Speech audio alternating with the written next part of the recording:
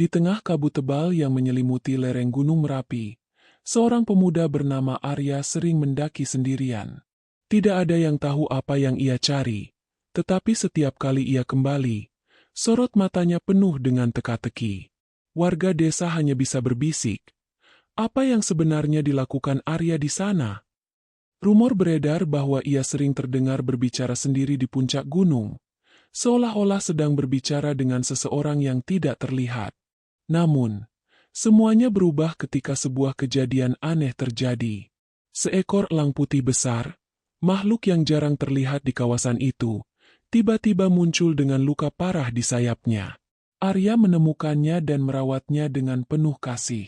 Tidak ada yang menyangka, perbuatannya itu membawa Arya ke dalam dunia penuh misteri, di mana ia bertemu dengan sosok yang hanya dikenal dalam legenda, Nyai Roro Kinasih, putri penjaga Gunung Merapi. Assalamualaikum warahmatullahi wabarakatuh. Kembali lagi bersama saya Hema di channel Pemuda Bercerita. Sebelum kita mulai dengan cerita hari ini, jangan lupa untuk menekan tombol like dan subscribe agar Anda tidak ketinggalan cerita-cerita menarik lainnya. Selamat mendengarkan dan semoga terhibur. Gunung Merapi menjulang tinggi di ufuk utara Desa Ngadas. Gunung itu adalah simbol kekuatan dan misteri bagi penduduk setempat. Bagi mereka, Merapi bukan sekadar gunung berapi. Ia adalah rumah bagi makhluk-makhluk gaib yang memerintah alam semesta di sekitarnya. Salah satu kisah yang paling sering didengar adalah tentang Putri Nyai Roro Kinasih, makhluk gaib penjaga Merapi yang dikatakan memiliki kecantikan luar biasa namun penuh teka-teki. Adalah Arya, seorang pemuda sederhana yang tinggal di Desa Ngadas, tidak jauh dari kaki Gunung Merapi. Arya hidup bersama ibunya yang sudah tua, setelah ayahnya meninggal akibat letusan besar Merapi bertahun-tahun yang lalu. Hidupnya sederhana sebagai petani kecil, tetapi Arya memiliki satu kebiasaan yang berbeda.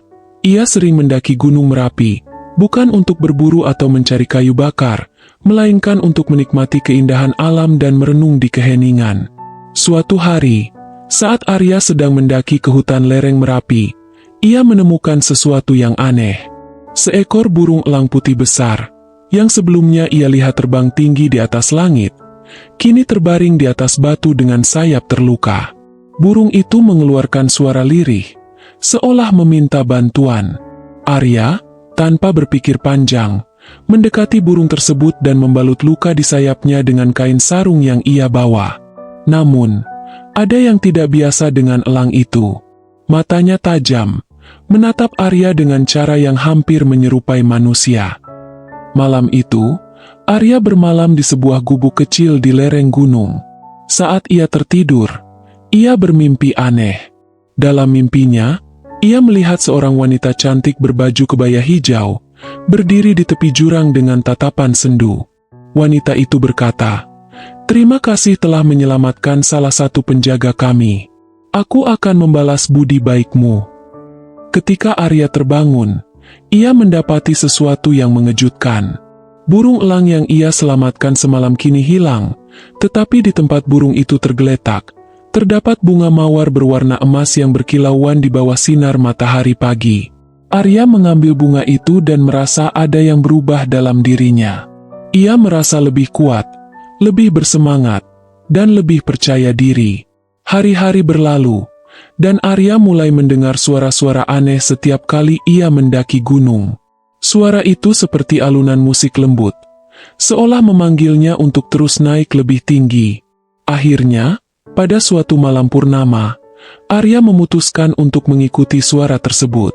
Ia mendaki lebih jauh ke atas gunung, hingga tiba di sebuah gua yang tidak pernah ia lihat sebelumnya. Di dalam gua, ia bertemu dengan wanita yang pernah ia lihat dalam mimpinya. Wanita itu adalah Nyai Roro Kinasih, sang penjaga Gunung Merapi. Arya tertegun melihat kecantikannya yang tidak bisa diungkapkan dengan kata-kata. Nyai Roro Kinasih memperkenalkan dirinya sebagai roh pelindung Merapi dan mengucapkan terima kasih atas kebaikan Arya. Seiring waktu, Arya sering mengunjungi gua itu untuk berbicara dengan Nyai Roro Kinasih. Meski ia tahu wanita itu adalah makhluk gaib, ia tidak bisa menahan rasa kagumnya. Nyai Roro Kinasih pun menunjukkan sisi lembutnya dan menceritakan bagaimana ia terikat untuk menjaga keseimbangan alam di Merapi.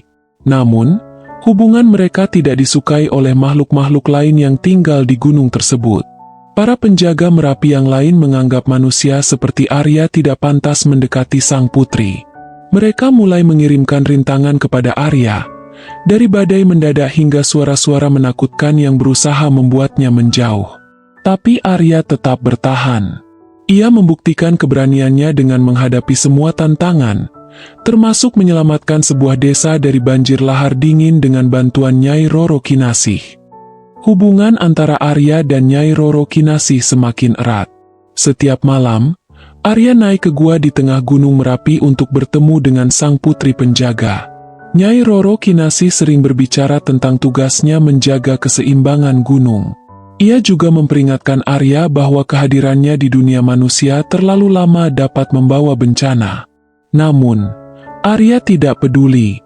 Baginya, Nyai Roro Kinasih adalah segalanya. Ia bahkan mulai membayangkan kehidupan bersama putri tersebut. Di sisi lain, Nyai Roro Kinasih mulai merasakan sesuatu yang belum pernah ia rasakan sebelumnya. Cinta yang tulus dari seorang manusia. Namun, malam itu, segalanya berubah. Di bawah bulan purnama, ketika Arya dan Nyai Roro Kinasih sedang berbincang di tepi jurang gunung, seekor makhluk raksasa berbentuk naga api muncul dari dasar kawah. Makhluk itu mengeluarkan suara gemuruh yang mengguncang tanah. Nyai Roro Kinasih, kau melanggar aturan dunia gaib. Tidak ada makhluk sepertimu yang boleh jatuh cinta kepada manusia. Arya berdiri di depan Nyai Roro Kinasih, mencoba melindunginya dari makhluk tersebut. Namun, naga itu melingkarkan tubuhnya, membentuk lingkaran besar di sekitar mereka. Nyai Roro Kinasih memohon kepada naga tersebut, biarkan aku menjelaskan. Arya bukan manusia biasa. Ia telah membuktikan keberanian dan ketulusan hatinya. Namun, naga itu tetap tidak tergerak. Jika manusia ini ingin tetap berada di sisimu, ia harus melewati 3 ujian. Jika ia gagal, kau harus meninggalkannya selamanya. Arya dengan tegas menjawab, aku akan menerima ujian itu. Aku tidak akan menyerah demi Nyai Roro Kinasih. Ujian pertama dimulai saat itu juga. Naga tersebut membawa Arya ke dasar jurang, tempat lava panas mengalir deras. Ia harus menyeberangi sungai lava itu hanya dengan menggunakan batu-batu kecil yang tersebar. Nyai Roro Kinasih mencoba memperingatkan Arya, tetapi Arya tersenyum. Aku tidak takut. Aku tahu kau ada di sisiku. Dengan langkah hati-hati, Arya melompat dari satu batu ke batu lainnya. Panasnya lava membuat udara di sekitarnya sulit dihirup, tetapi Arya terus maju. Ketika ia hampir sampai ke seberang, sebuah batu yang ia injak mulai tenggelam. Ia nyaris jatuh, tetapi pada saat terakhir, ia berhasil melompat ke tepi seberang. Naga itu mengangguk perlahan. Keberanianmu terbukti. Tapi perjalananmu belum selesai. Ujian kedua menguji ketulusan hati Arya. Naga membawa Arya ke sebuah hutan gaib yang penuh dengan ilusi. Di tengah hutan itu, ia menemukan sosok yang menyerupai Nyai Roro Kinasih sedang menangis, memintanya untuk menyerah. Arya, tinggalkan aku. Aku bukan makhluk yang pantas untukmu. Kembalilah ke desamu dan lupakan semuanya. Arya merasa hatinya bergetar.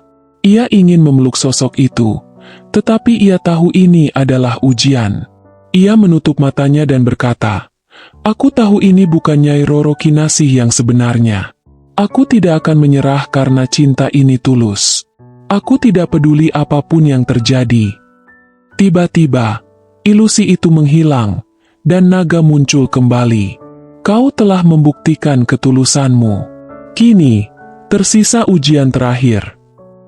Ujian terakhir adalah yang paling berat. Naga meminta Arya untuk memilih antara 2 hal, tetap bersama Nyai Roro Kinasih tetapi kehilangan semua yang ia miliki di dunia manusia, termasuk ibunya, atau kembali ke desanya tetapi tidak akan pernah bisa bertemu Nyai Roro Kinasih lagi. Arya merasa hatinya hancur. Ia memikirkan ibunya yang tua, yang selama ini selalu menunggunya pulang setiap malam. Namun, ia juga tidak bisa membayangkan hidup tanpa Nyai Roro Kinasih. Setelah berpikir lama, Arya menjawab, "Aku akan kembali ke desaku. Aku tidak bisa meninggalkan ibuku. Tetapi cintaku untuk Nyai Roro Kinasih tidak akan pernah berubah." Naga itu tersenyum untuk pertama kalinya. "Pengorbananmu telah membuktikan kekuatan cinta sejati. Kau telah lulus dari semua ujian." Naga itu menghilang, dan Nyai Roro Kinasih mendekati Arya dengan air mata di matanya. "Kau telah membuktikan segalanya, Arya. Kini, tidak ada yang bisa memisahkan kita." Malam itu, di bawah langit penuh bintang, Arya dan Nyai Roro Kinasih melangsungkan pernikahan gaib di puncak Gunung Merapi. Para penjaga gaib gunung hadir sebagai saksi, dan suara angin malam menjadi musik pengiring. Setelah pernikahan, Nyai Roro Kinasih memberi Arya sebuah pilihan, tetap tinggal di dunia manusia sebagai pasangan abadi, atau ikut bersamanya ke dunia gaib. Arya memilih untuk tetap di dunia manusia, tetapi Nyai Roro Kinasih berjanji untuk selalu melindungi Arya dan desanya. Arya kembali ke desanya sebagai pria yang berbeda. Ia menjaga desanya dengan sepenuh hati dan menjadi pelindung bagi orang-orang di sekitarnya. Setiap kali Gunung Merapi menunjukkan tanda-tanda bahaya, Arya selalu tahu apa yang harus dilakukan, seolah mendapat bisikan dari seseorang. Hingga akhir hayatnya, Arya tidak pernah menikah lagi. Masyarakat desa percaya bahwa Nyai Roro Kinasih selalu menemani Arya dalam setiap langkah hidupnya, bahkan hingga ajal menjemput. Legenda Arya dan Nyai Roro Kinasih terus diceritakan dari generasi ke generasi, menjadi bukti bahwa cinta sejati mampu mengatasi batas antara dunia manusia dan dunia gaib.